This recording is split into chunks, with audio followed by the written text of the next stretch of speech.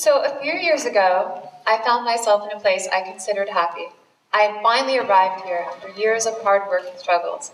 I was living in New York City, engaged to a wonderful man, and I had a career in journalism. And I had also found a practice, yoga, that had helped heal my anxiety. But leave it to my sister to burst my bubble as her words of warning came to me. She said, "Life is bittersweet. Enjoy the good moments." And I remember thinking, what is she talking about? My life is working. Finally, it's going to be smooth here on out. But unfortunately, that was not the case. And my happiness was going to be tested. I got a call from my mother, and she told me, "I have something to tell you." Her voice sounded different. She said, "I have cancer, terminal breast cancer." My mind went blank, my heart started racing, and I said, "How can this be? My mom is 57 years old. This is supposed to happen to people when they're older, not now." But it was my acceptance. This is what I had to do, was accept it. So in that moment, I stayed strong for my mom on the phone, but as soon as I hung up, I started crying. And those words of warning that my sister had told me just a few weeks prior was coming to fruition. And what I realized is that I needed to accept this. And the only way that I could accept my new reality was that I had to look at what I did have. What I did have was time with my mom. So in accepting the new reality, my sisters and I decided to spend a week at a time with my mother. We would go for walks, we would talk, watch old movies. And in that time, we just had a very special time to connect. And the week that I was with her, I told my mom, "I am always here for you, but during that week, I need to go upstairs and do a yoga practice." So I would go upstairs and I would light a candle and turn on some entrancing music. And there, in that moment, I would find solace, I would find peace from my chattering mind. So what I found was, if I could find a place of peace and accept my new reality, that would be the start of my way back towards happiness. And then my mom passed, unfortunately.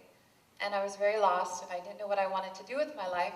So I thought, maybe I should turn to this one thing that was bringing me peace, yoga. So I took off and I went to India, and I was looking for answers. The first person that I came to was a guru, and I asked him, "How do I find answers to heal this heavy feeling in my heart?" And he said, "Well, no one can solve your problem. Only you can solve it. But people can guide you on how to solve the problem." And I thought, wow, I came all the way to India to hear this. I flew 22 hours. This I could have read in some popular psychology book. I wanted some sort of magic meditation or century-old chant, but this was my information that he was giving me. So I decided what he said was true, that we have to go within. And only when we go within can we hear answers. We can look outside of ourselves for happiness, but that's never going to be the path. It's only when we look within that we'll find our answers to our truth. And so the next person I went to see was another guru. And he led me down this path of baby cows and cow dung everywhere, little cows swarming all around. And I thought, wait a second, this is kind of a little bit precarious, but Suzanne, let go, be in the moment, just accept what is, even if it means your feet stepping in cow dung. This is part of some grander plan, just let go. So we sat down, we started joking around about my trip to India, and he asked me if I was looking for a guru. And I said, "Well, I'm in the guru market." We laughed about that. And then he said, "I have to tell you that the answers that you're coming all the way to India to hear, you're not going to find because your mind is too restless. And it is only when you go within that you can find the answers." And I thought, okay, I just heard this a few minutes ago. He suggested for me to go to the temple and meditate. So meditate, go within. Clearly that was my answer. But I was looking for some larger fix. So I followed my friends into the temple, we sat down and we started to chant. And as I closed my eyes, I started to feel this lifting of heaviness from my heart. I started to feel a transformation. And the more we were chanting these words, the deeper of a place of meditation that I was going into. And I realized that we can always find the light in the darkest moments of our life. when I was there in the temple, I started connecting to the people around me and to this universal energy that exists everywhere.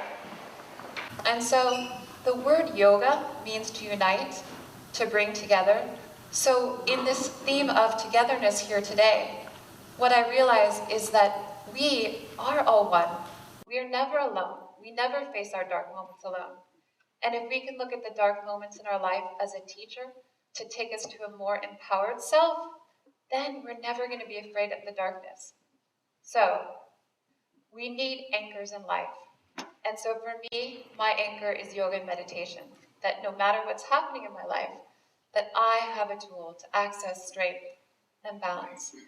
And the tool, the anchor, is the most important place because that's the doorway where we can connect to acceptance. We can go within and we can feel connection. So I would like to invite all of you today to find your anchor, because if you find an anchor, then no matter what happens in your life, you will have this tool that you can ground yourself and accept anything that comes in your path. So again, the key to happiness is in acceptance, going within, connection, and find your anchor. Thank you, and namaste.